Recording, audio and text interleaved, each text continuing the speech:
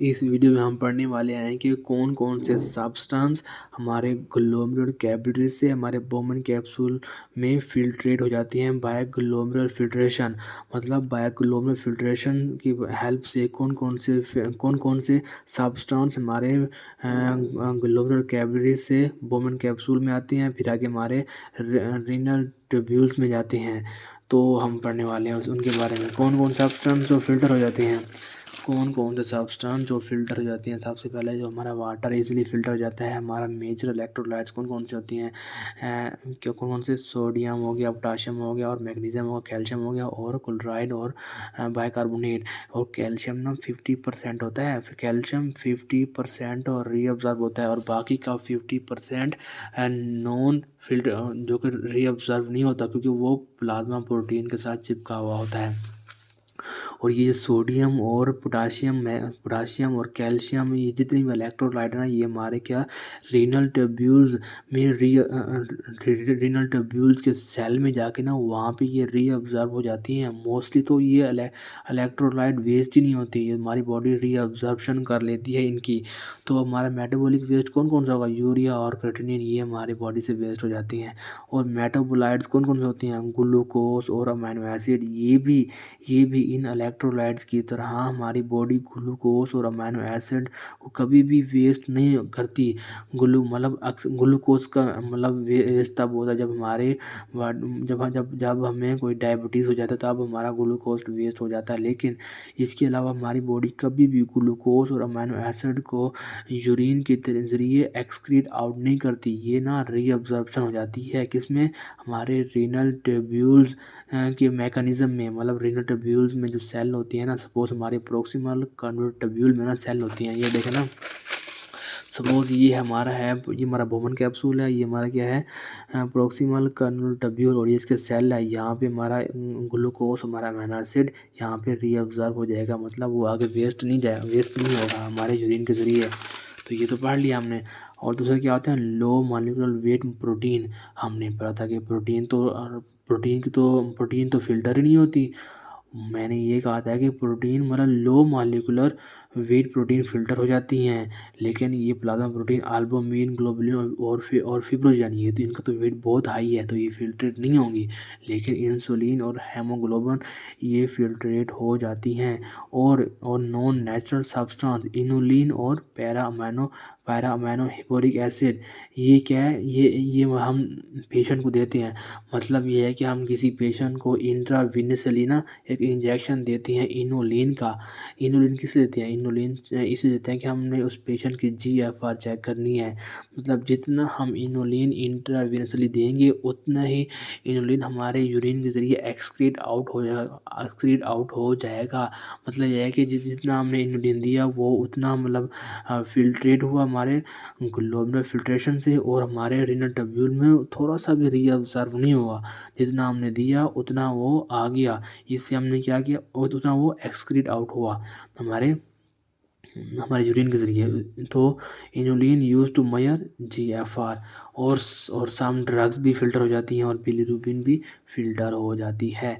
अब कौन कौन सा सब्सटेंस जो फ़िल्टर नहीं होते, प्लाज्मा प्रोटीन, इनका वेट हाई होता है, और लो वेट वाले मालिक्यूल, मतलब प्रोटीन के मालिक्यूल कौन, इंसुलिन और हेमोग्लोबिन फ़िल्टर होते हैं। और ये हाई मालिक्यूल है ना, ये क्या है, इनका वेट बहुत हाई है, इनका वेट बहुत हाई है। मतलब एल्बुमिन और ग्लोबुलिन और फिब्रोजन का वेट हाई हो जाता है, जिसकी वजह से ये हमारे ग्लोमेरुलर फिल्ट्रेशन से फिल्ट्रेट नहीं होती और हमारे बोमन कैप्सूल में नहीं आती। और कौन कौन से, और दो substance which bound with plasma protein. और मतलब ये कि हमारे जितने भी ये प्लाज्मा प्रोटीन है ना, इनके साथ जो भी सब्सटेंस अटैच होगा, जो भी सब्सटेंस बाउंस होगा, या कोई भी सब्सटेंस चिपका हुआ होगा, वो फिल्ट्रेट नहीं होगा। कौन कौन से होंगे, ड्रग्स, फैटी, मतलब ये हमारा क्या है, प्लाज्मा प्रोटीन है और ये सारे सब्सटेंस इसके साथ चिपके हुए हैं। ड्रग्स, फैटी एसिड, ये देखो कैल्शियम 50%, तो इसलिए देखो रीअब्जॉर्ब नहीं हो रहा, मतलब फिल्ट्रेट नहीं हो रहा, क्योंकि ये प्लाज्मा प्रोटीन के साथ चिपका हुआ है। और ये देखो यहाँ 50% क्या रीअब्जॉर्ब हो गया था। और 50% क्या हो गया था, हाँ यार, 50% क्या होता, फिल्ट्रेट हो गया था। तो बिलीरुबिन भी क्या नहीं होगा, और T3 T4 भी नहीं होगा। अब यहाँ थोड़ा हम ना क्या पढ़ने वाले हैं, इंसुलिन और हेमोग्लोबिन के बारे में पढ़ने वाले हैं। तो पहले ना हम इंसुलिन के बारे में पढ़ लेते हैं। सपोज हमारे ना यहाँ पे हमारे रीनल आर्टरी में इंसुलिन है और हमारे इफरेंट आर्टरी में आई, और यहाँ से क्या होगी, फिल्टर होगी, क्योंकि ये क्या प्रोटीन है और लो वेट प्रोटीन है, इसका वेट कम है तो ये यहाँ से फिल्टर होगी। और जैसे ही ना ये जो इनुलिन है ना, और ये जो इंसुलिन है ये हमारे प्रोक्सिमल कर्नुलर ट्यूब्यूल में आई ना, तो जो इसके सेल होती हैं, प्रोक्सिमल कर्नुलर ट्यूब्यूल की सेल होती है ना, इसमें ना ये इसके अंदर चली जाती है इंसुलिन, मतलब रीअब्जॉर्ब हो जाती है। तो ये सेल के अंदर ना ये ना कैटालाइज हो जाती है, मतलब ये टूट जाती है। जब ये टूटती है ना तो क्या होता है, जब ये टूट जाते हैं तो फिर क्या होता है, फिर ये एक प्रोसेस स्टार्ट हो जाता है जिसको बोलते हैं ग्लूकोनियोजेनेसिस। मतलब ग्लूकोनियोजेनेसिस का मतलब ये है कि हमारे इस हमारे इंसुलिन से हमारे क्या होगी, हमारे ग्लूकोज की फॉर्मेशन होगी। अब ग्लूकोजेनेसिस का मतलब क्या होता है कि किसी भी नॉन कार्बोहाइड्रेट सोर्स के ज़रिए ग्लूकोज प्रोड्यूस करना।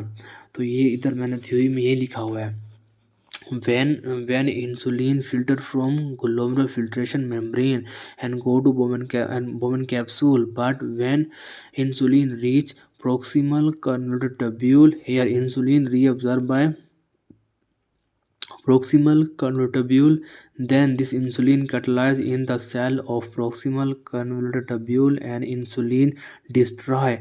This catalyzed insulin may be used for gluconeogenesis। ये देख, ग्लूकोनियोजेनेसिस का मतलब ये है कि formation of glucose from non carbohydrate sources. हमें पता है कि ना ग्लूकोज कैसे बनता है, कार्बोहाइड्रेट की ब्रेकडाउन से ग्लूकोज ही बनता है ना। तो यहाँ क्या होगा, नॉन कार्बोहाइड्रेट से ग्लूकोज का बनना क्या कहलाता है, ग्लूकोनियोजेनेसिस। कौन एग्जाम्पल है, formation of glucose from fatty acid और अमीनो एसिड जो ग्लूकोज बनेगा उसको बोलते हैं ग्लूकोनियोजेनेसिस। हम पढ़ने वाले हैं हेमोग्लोबिन। अब हेमोग्लोबिन को पढ़ने से पहले थोड़ा ना मैं आपको ना एक स्टोरी बिल्ड करता हूँ। ये देखो, ये हमारे आरबीसी हैं, ये हमारे आरबीसी हैं, और हमारे आरबीसी अंदर क्या होता है, आरबीसी के अंदर पैक होते हैं क्या, हमारे हेमोग्लोबिन, जो कि बने होते हैं टेट्रामेरिक प्रोटीन से, मतलब 4 पॉलीपेप्टाइड चेन से। लेकिन आफ्टर 120 डेज बाद ना ये हमारा आरबीसी की ब्रेक डाउन हो जाती है, जिसकी वजह से ये हमारा टेट्रामेरिक प्रोटीन बाहर आ जाता है। और ये टेट्रामेरिक प्रोटीन ना, मतलब 4 पॉलीपेप्टाइड चेंज होता है ना, तो ये आगे जाके यहाँ क्या बन जाएगा, डायमर बन जाएगा, मतलब इसमें 2 पॉलीपेप्टाइड चेन बचेंगी। तो ये ना डायमर ना ये इजीली फिल्टर आउट हो जाती हैं। और जैसे ना ये डायमर हेमोग्लोबिन फिल्टर होके ना आएगी, और जब हमारे ना प्रोक्सिमल कर्नुलर ट्यूब्यूल के सेल में ये रीअब्जॉर्ब होगी ना, जब जहाँ से रीअब्जॉर्ब होगी ना, ये अंदर जाके ना मतलब इसकी तोड़ होगी, मतलब इसकी ना मतलब ब्रेक डाउन होगी, मतलब कि ये ना मतलब ये डायमर हेमोग्लोबिन इसकी ब्रेक डाउन होगी, जिसकी वजह से क्या आयरन प्रोड्यूस होगा। और ये आयरन क्या करेगा, ये इस सेल को डैमेज करेगा, इसके प्रोक्सिमल कर्नुलर ट्यूब्यूल के सेल को डैमेज करेगा, और इसको मतलब बिल्कुल इसको मतलब डैमेज करके इसको ना बिल्कुल इसकी लाइफ ख़त्म कर देगा, मतलब ये सेल डेथ हो जाएंगे। तो यही लिखा हुआ है, hemoglobin reach in red blood cell, when red blood cell rupture, then hemoglobin come out and hemoglobin tetramer converted into dimer, then this hemoglobin dimer can filter and take or reabsorbed by proximal convolular tubule.